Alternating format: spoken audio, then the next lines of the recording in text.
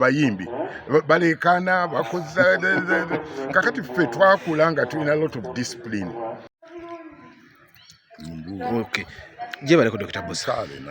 Kale obukuluma kati ndi much better kati ndaba chuma cha mdachi wazeyo ne ku mirimu wazeyo da ku mirimu gyange gyonna n'egyobutonde gyonna ekyo gye gyasooka. Okay, olunaku lwa leero tuli mu kufirwa nga kitalo nnyo tuza okusabira Humphrey. Kitalo kya Humphrey namumanya even before knowing even Chameleon and so on. Twameetinga one time neampa omwana we kato kadrisla nakampa nenkakozesa mu advert edda ennyo kati owe twakwataganira ate awo we nagenda okumanyira nti muganda waba I ali Mayanja family and so on. Okay. So netukwatagana and of course unlike the other siblings he's been a very calm guy but and very hilarious nga aina humor mungi nnyo tusagasaga embeera zaffe zetubadde once in a while nga buli musanga. Okay. So that is how I've been. That's why but the part of this. Okay, joli dibu a little bit dibu dene kuba omwana wo badde ntwala kati nga mwana wo. Yes, exactly. Omuntu ali ayinza okwebuuza mwali mugenda kukola kalango ki? No akalango kali ka bizigo I think abantu nga tugamba ati kali kana katonga kakyali kato nnyo kali ka bizigo I mean nga twagala nti omwana ali healthy and so on and so forth.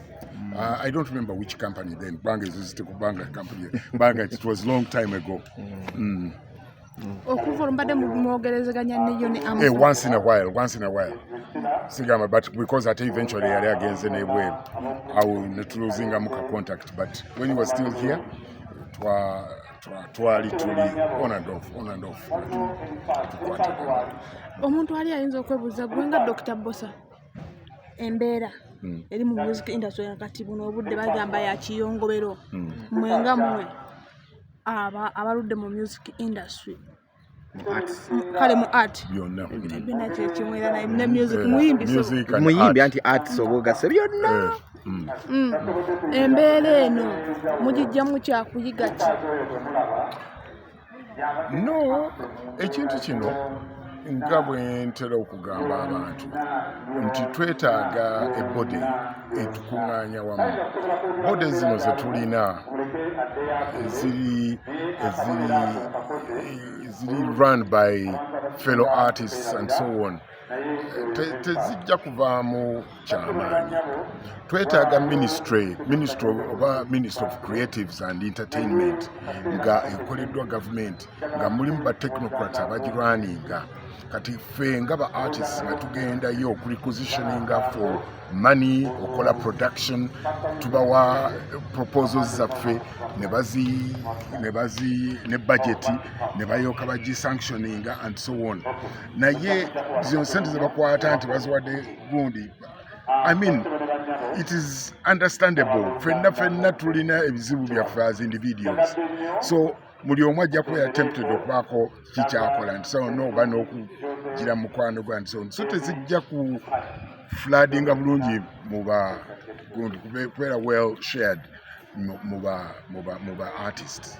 So that is still the problem. We need a ministry of creative and entertainment and budgeting. Wherever bakola budget balina sente ze basala I mean gye balocatinga for that ministry.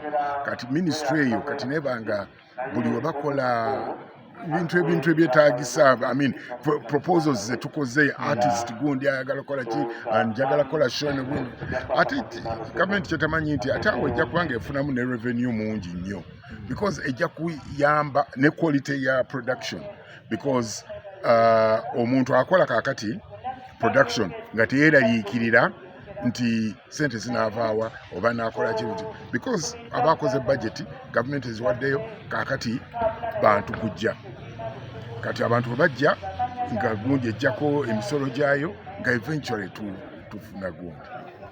Waliwo ekintu kyetwalabye right now nti kiringa music are favored more than stage plays, like more line muchenia arts. Yes. The musicians bali favored nnyo. Yes. Mwe temuli anti kintu kino bamubanga baboleddwa nnyo. Yes, ekyo kyo kituufu era oluusi sometimes we boogera celebo baba balowooza the immediate gundi is muyimbi.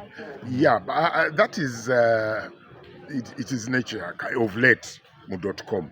First of all, olwokuba nti social media yajja kati omuntu omuyimbi akozesa ka production ke akateeka ku social media kajja kutwala about just 3-4 minutes awo data si mungi nnyo agenda. Baffe aba drama tulina okuteekako something for about 45 minutes omuntu kati oyo data yenna. So people muli omu wabodo waki ayangwira okuwulira akulaba ennyimba and so on nezijira. That is one. Secondly, aba artists ennaku zino, of course, they are more loud. Abayimbi balekana bakoza kakati ffe twakula nga tulina a lot of discipline mu bintu byaffe biri mu discipline, ate ali mu discipline mungi nnyo. .com world kakati eyagala bantu bakozinga chaos and so on. So they are easily seen than people who have got the discipline, you know.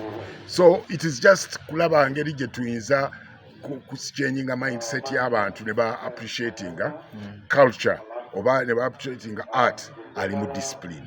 Okay. Yes. Kali mugera kikola mutya kuba ne government naye tugira beba yeekubidde oludda. Newe kuba kusosa ka sente kasooka mu bayimbi. Mwe abalina discipline muviiramu awo. Netuviiramu awo. Yes, that is very true. Naye tujja kulaba engeri gye tuyinza okwefuula loud. Tulina okwekolamu naffe omulimu tubeere loud but in a disciplined way. Naffe kwegamba tubeere recognized as such. But tujja ku keeping on nga twogera kati nammwe abamawulire nammwe mulina okuvugamba naye nammwe mu contributing era just I'm lucky nti I've been here, but if there were if Gundi was here sijja kwogera manya, but one of those artists abayimbi abaliwo bali badde mu dduka mangu nnyo werenga kati oli aliko likes naye Gundi ennyingi ennyo and so on, so ne mubafuula nti bali so Gundi.